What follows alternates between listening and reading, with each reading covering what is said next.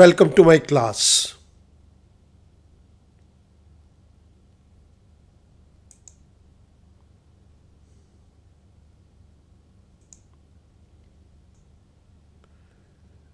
The Indian Contract Act 1872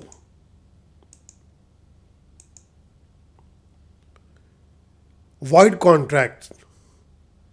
इस particular video lecture के अंदर हम बात करेंगे वॉइड कॉन्ट्रैक्ट की। This is lecture number 10। We can divide all types of contract into four categories. We will divide them on the basis of enforceability, on the basis of creation, on the basis of execution, and on the basis of form.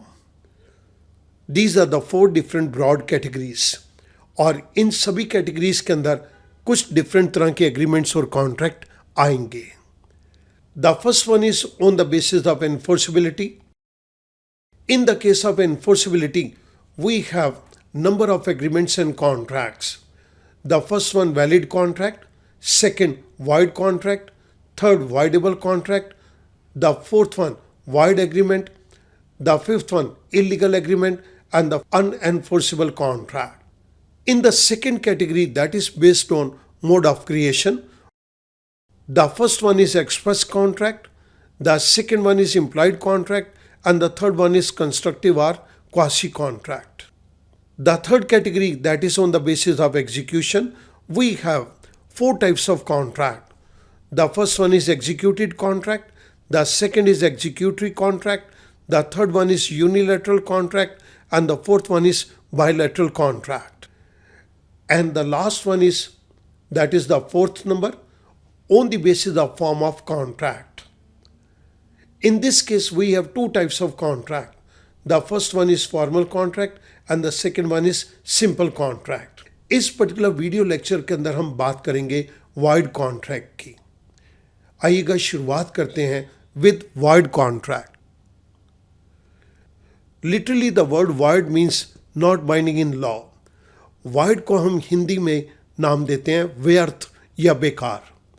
यहाँ पर this is not binding in law. Not binding in law means कानून में इसका कोई impact नहीं है, कोई प्रभाव नहीं है। Therefore, the term void contract implies a useless contract which has no legal effect at all. इस प्रकार के कॉन्ट्रैक्ट का कानून के अंदर कोई असर नहीं है।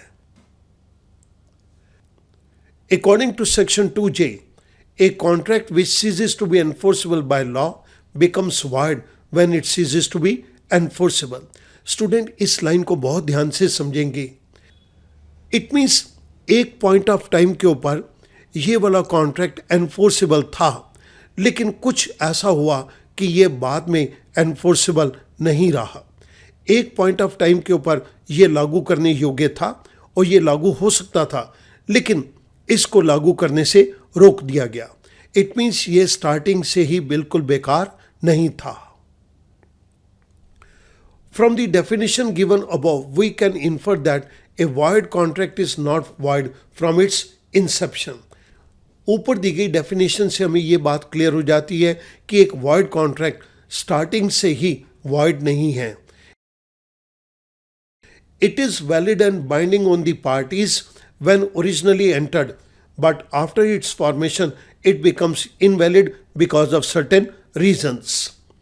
जब पार्टीज ने ओरिजिनली इस पर्टिकुलर कॉन्ट्रैक्ट के अंदर शामिल हुई तो ये कॉन्ट्रैक्ट लागू करने योग्य था, लेकिन बाद में ये कुछ कारणवश इस पर्टिकुलर कॉन्ट्रैक्ट को लागू नहीं किया जा सकता। आइएगा वॉइड कॉन्ट्रैक्ट के दो एग्जाम्पल्स को टेकअप करते हैं। Void contract, a valid contract is transformed into void contract in the following cases. जब हम ये कहते हैं कि वैलिड कॉन्ट्रैक्ट बदल गया वॉइड कॉन्ट्रैक्ट के अंदर, इट मीन्स शुरुआत के अंदर तो ये एक बिल्कुल उचित कॉन्ट्रैक्ट था, बिल्कुल ठीक कॉन्ट्रैक्ट था, लेकिन बाद में ये वॉइड कॉन्ट्रैक्ट के अंदर कन्वर्ट हो गया। ये बात दो हालात के अंदर होगी। A point, doctrine of supervening impossibility. Doctrine means सिद्धांत, सुपरवीनिंग मीन्स सब्सिक्वेंट इम्पॉसिबिलिटी का सिद्धांत। A contract becomes void by impossibility of performance after its formation. एक कॉन्ट्रैक्ट जिस समय किया गया था ये उस समय परफॉर्म किया जा सकता था, लेकिन बाद में इसकी परफॉर्मेंस इम्पॉसिबल हो गई। तो इस चीज़ को हम नाम देंगे doctrine of subsequent impossibility, that is the doctrine of supervening impossibility. If a contract is made and it is based on continued existence of certain state of circumstances, the contract comes to an end if the state of things cease to exist. एक contract किया गया जिसके होने के लिए कुछ लगातार एक पर्टिकुलर स्टेट ऑफ सर्कमस्टांसेस का होना बहुत ज़रूरी है, कुछ हालात का होना बहुत ज़रूरी है। अगर वो हालात नहीं रहते तो उस केस के अंदर ये कॉन्ट्रैक्ट भी समाप्त हो जाएगा and the contract becomes void. तब ये कॉन्ट्रैक्ट बिल्कुल व्यर्थ हो जाएगा, यूजलेस हो जाएगा।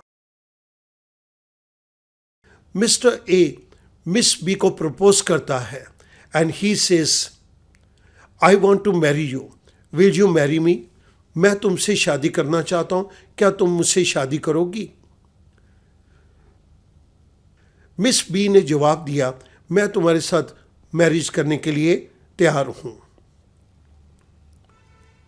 She said I am delighted, मैं बहुत ही खुश हूं। मिस्टर ए और मिस बी ने आपस में एक दूसरे के साथ मैरिज करने के लिए एग्री कर लिया और इन्होंने मैरिज की डेट को भी फिक्स कर दिया। But before the time fix for their marriage miss B goes mad. इससे पहले कि दोनों मैरिज करते, जो डेट इन्होंने मैरिज के लिए फिक्स की थी, मिस बी उस डेट से पहले पागल हो गई। In this case the contract was valid at the time of formation but it becomes void afterwards. इस पर्टिकुलर केस के अंदर जब ये कॉन्ट्रैक्ट किया गया तो ये वैलिड कॉन्ट्रैक्ट था, लेकिन ये बाद में वॉइड कॉन्ट्रैक्ट के अंदर कन्वर्ट हो गया। मैरिज के कॉन्ट्रैक्ट के केस के अंदर दोनों पार्टीज का साउंड माइंड का होना बहुत ज़रूरी है, लेकिन इस पर्टिकुलर केस के अंदर मिस बी के पागल हो जाने से ये कॉन्ट्रैक्ट के अंदर वो हालात नहीं रहे जो कि कॉन्ट्रैक्ट की फॉर्मेशन के टाइम के ऊपर थे। सो सब्सिक्वेंटली ये कॉन्ट्रैक्ट वॉइड कॉन्ट्रैक्ट के अंदर कन्वर्ट हो गया। A valid contract is transformed into void contract in the following case.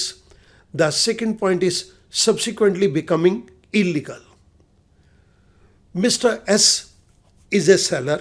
He agrees to supply 100 tons of plastic bags to Mr. B, who is a buyer, at the rate of rupees 40,000 per ton. Mr. Seller ने Mr. Buyer के साथ 100 tons of plastic bag को supply करने के लिए एक agreement किया और बायर उस केस के अंदर 40,000 रुपीज़ पर टन के हिसाब से पेमेंट करेगा। सेलर और बायर के अंदर ये एग्रीमेंट हो गया। Before delivery the central government bans the sale the plastic bags in the country. इससे पहले कि प्लास्टिक बैग्स की डिलीवरी सेलर के द्वारा बायर को की जाती, सेंट्रल गवर्नमेंट ने प्लास्टिक बैग की सेल परचेज के ऊपर बैन इम्पोज कर दिया। स्टूडेंट इस केस के अंदर ध्यान देंगे, जिस वक्त ये ट्रांजैक्शन के लिए एग्रीमेंट किया गया था उस वक्त तक तो ये वैलिड कॉन्ट्रैक्ट था, लेकिन बाद में कानून ने इस पर्टिकुलर ट्रांजैक्शन को इलीगल डिक्लेयर कर दिया।